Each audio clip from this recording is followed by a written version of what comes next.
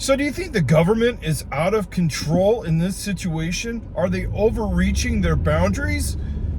Well, anyways, listen in today's vlog and we'll talk about it here, what's exactly going on with Disney and the state of Florida and what my thoughts are. But before we get jumping right into it, why don't you just go ahead and mash that subscribe button, shall you?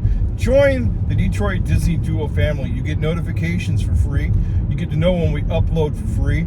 And you become part of the family here and help us grow our channel. Why don't you? Anyways, that's all the advertisements for this morning. Anyways, so there's a lot of news. It's like the only news actually that was coming in on my Google alerts for Walt Disney World yesterday was the governor DeSantis in Florida signing the bill taking away the Reedy Creek improvement district. That's right, you heard right. Your ears heard it right. It's now over. It's done deal. Reedy Creek improvement district does not belong under Disney's command anymore.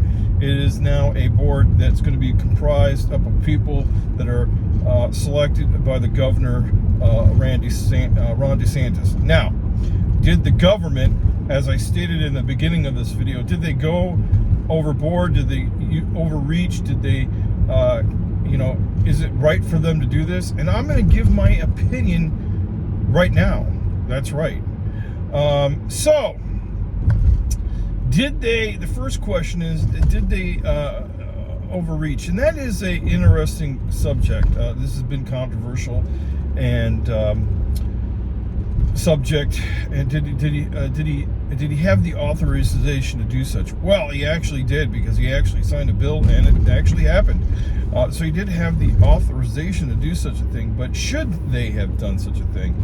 And this is my, and just playing politics here, I guess, because even though I don't really do this on my channel, talking about, most Republicans do not like government control of corporations or anything. But so it's very interesting to me that Mr. Ron DeSantis, the governor of Florida, would actually go beyond his usual scope of Republican ideologies and take control over something that a company used to be part of. Now, I know that it's actually not really owned by the government, owned by Disney, and that they were granted this district, to govern themselves, and he's taking it back.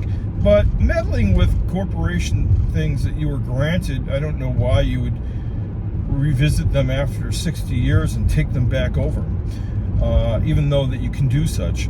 So, I don't know, messing with the way the government, that's like government regulations, you get rid of them or you enforce them, and the Republican ideology is that we have less of them, and those regulations you can take away and put in place anytime that you want to sign a regulation into law or take it out of law. And pending approval by the Congress, right? So here's the deal, or executive order, that too. So here's the ordeal. Did DeSantis go too far? And I think he just might have. I think this may come back and bite him later on. And while it may sound good that Disney will have to pay their fair share of taxes, which I'm sure that sounds like a great thing, especially if the state is needing a ton of money to do whatever, wherever. I think that it's fair for all the corporations to pay their fair share. But was Disney actually coming up with the money? For instance, now here's an instance. There's a road project that the Reedy Creek basically just passed. Just $176 million before they just took it over for road improvements. Now, who's going to be paying for that? I had a discussion with somebody, and they were uncertain about exactly who's going to be paying that $176 million, and they believe that Disney is going to be footing that amount of money, and they're wondering, well, how is Disney paying $176 million to repair the road that goes through their their property that's owned by the state. Now you might say, well, they make all this money with all the keeping all the taxes and stuff. I don't know if that's really true or not, but all I can say is now that kind of project, 176 million. And I say that like, it's a lot of money, because it is a lot of money. And now that the state is going to have to come on up with those road improvements and other things. Also, on top of Reedy Creek, they have a fire department. And as we know, the fire department is kind of having had manpower issues. They couldn't respond to even the Skyliner, having an issue where it stopped one time. They had the response. They need some help with the fire department. Let's just say that. And the question then becomes, well, is the state going to beef up the fire department, or will they get rid of it, or what will they do with the emergency services in the Reedy Creek area? That's a good question. Are there going to be state troopers, Florida state troopers, that are going to be there in the Reedy Creek district? How is that going to change? I hope it's going to get better.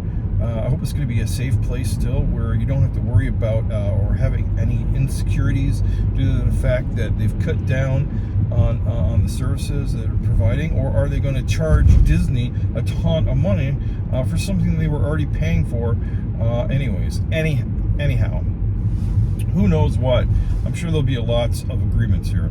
Now, do I think the price of this now that Disney has to file more paperwork than supposedly they did before and whatnot, do you think that Disney is going to have a lot of things they have to pay for, and that will be passed down to ticket price and overall raising of food prices and hotel and reservations and everything else like that? I really think that there may be this deal where they're going to have to tell employees, for instance, hey, we can't afford to give you a raise. Or they may come down and say, and that might cause a strike, by the way, because if you have been paying attention, the workers are in negotiations with the company, and if this Reedy Creek deal comes about and they have to raise prices all over the place to cover brand new costs of operational costs, then they might have to tell the employees, we can't really afford what you're asking for. And then there might be a huge ginormous strike for who knows how long. I doubt that that's really going to happen, though. So but what I think is really going to happen is they're going to have some type of operational expenses that go up, and they're going to have to be passed down.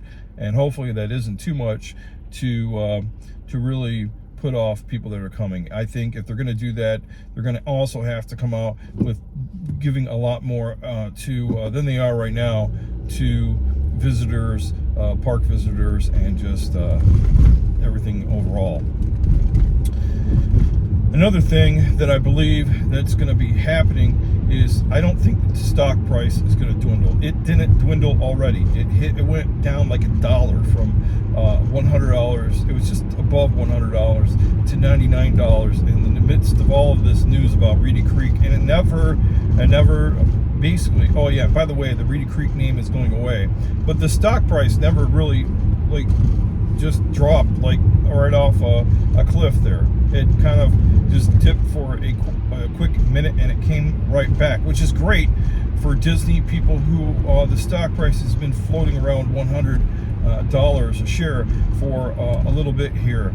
And I would be more I'd be more worried about the revenue that they're dumping into streaming with the Mandalorian and the other shows that the streaming part is still bleeding, maybe, than I would be about the Reedy Creek section.